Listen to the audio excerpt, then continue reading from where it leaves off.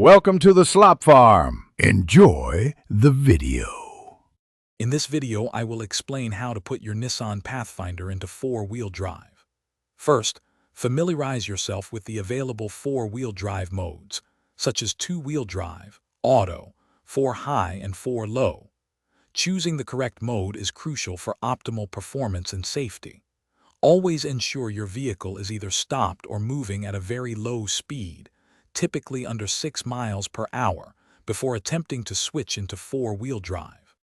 To engage 4-high or 4H, you can typically do so while driving at speeds up to 60 miles per hour, though it's best to slow down.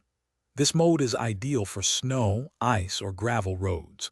For 4-low or 4L, you must bring your Pathfinder to a complete stop, shift into neutral, and then select 4L.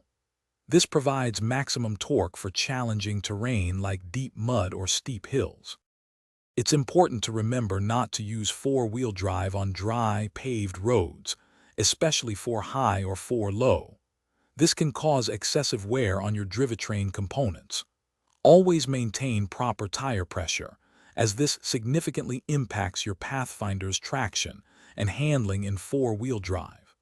Practicing in a safe, open area will help you become more comfortable with the system. Proper maintenance is key to a long-lasting four-wheel drive system. Refer to your Nissan Pathfinder's owner's manual for specific service intervals and fluid types. Regularly checking the differential and transfer case fluids ensures everything is lubricated and functioning correctly. Neglecting these can lead to costly repairs down the line. Also, be sure to check the description for a link to Darn Tough socks and other great deals. Thanks for watching. Consider subscribing if we helped you today.